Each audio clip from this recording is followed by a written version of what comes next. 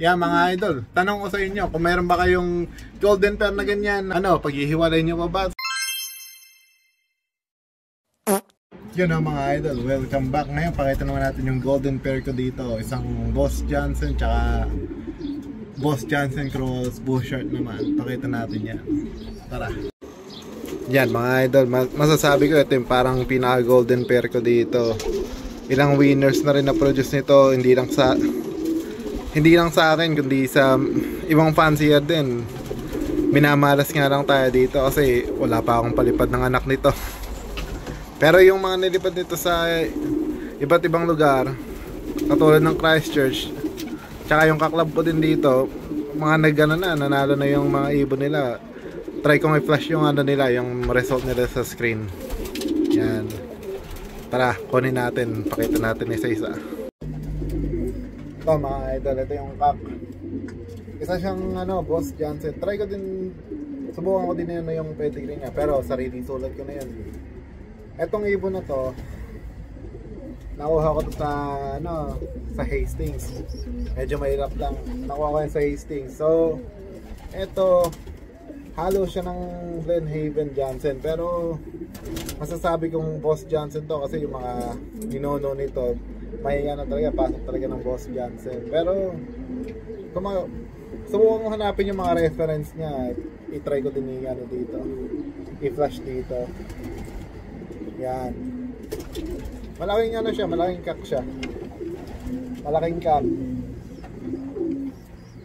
Dark slate na pied. Medyo sira lang yung pakpak. Ito. Talagang gusto ko to. Nung una pa lang talaga gusto ko tong ibon na to. Pero kumana niya, sobrang laki. So pang talaga, pang speed, mga Johnson, yung galing to dun sa sa stud ng Glenhaven Johnson.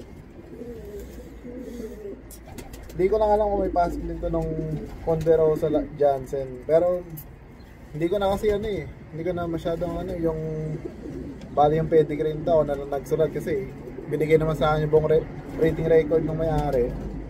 So ako na nagsulat, so try kong ilagay dito yung pedigree niya. Tignan naman natin yung hen. Yan yung cock. Ito mga idol, ito naman yung hen.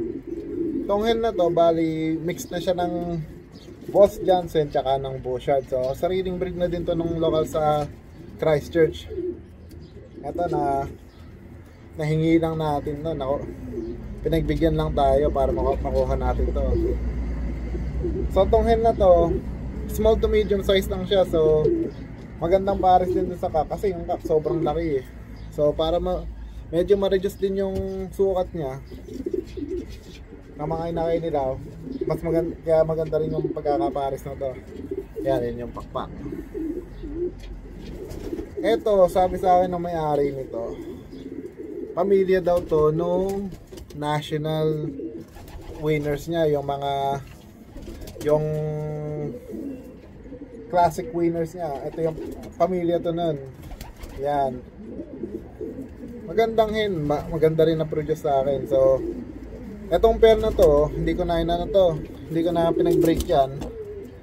Kumbaga, talagang sila na lang. So, kasi yan ulit yung pair na yan. Ang niyan, istorya ng pair na yan, hindi talaga ako nagpa-aris niyan. So, nung unang breeding season ko nitong pares na to, nilagay ko lang tong cock na to sa hen section. Bali sila na yung nagpares. So nung itlog tong hen na to, iniisip ko kung tatanggalin ko yung itlog o hindi. Pero nung ko na may pasok palang Boss Johnson din tong hen, sabi ko sige pagbigyan nga natin. So kumbaga sila yung namili sa isa't isa, hindi naman tayo. So yung una na produce nila, nag back to back winner ng auction, Young Bird tsaka yearling auction race sa Christchurch. Malaki-laki din na panalunan nun. Second year naman ng breeding nila, nag-send ulit ako sa Christchurch, nag 11th place sa auction, money winner pa rin. Bago sa national, nag 11th place pa siya doon. Basta ipa-flash ko yung resulta nila dyan. Bago meron din isang kapatid nung 2002, yung unang breeding nito. Yung kapatid binigay ko sa isang bagong nagsisimula dito. Nagsimula siya mag-race nitong old bird lang na to. So yung resulta niya, puro halos lahat ng nakaklak niya yung anak din nila. Parang 70% ng klak niya na unang ibon lagi, anak nitong dalawang to. Bago nag-lap winner pa nung 250k ba yun? Hastings. Nag-lap winner siya dun. Medyo hard race, medyo smash yun. So maganda rin yung resulta. Kaso nitong yearling auction race, hindi masyadong pinalad. Na-smash sila sa Christchurch. Second day umuwi. Pero ganun talaga, part of the sport yan. Subukan natin ipakita yung mga good and bad. So although masasabi kong hindi ganun maganda yung resulta, pero sa dami ng di nakauwing ibon, maganda pa rin kasi nakauwi pa rin siya ng second day. Yan mga idol, yan yung golden pair na sinasabi ko. Kasi nga, puro winners na pinarodyo sa akin. Sana this year, sa akin naman mag-winner. Kasi hindi talaga ako sinuwerte sa ibon na, sa pairing na to. Lahat ng anak nito, hindi ko pa nalilipad.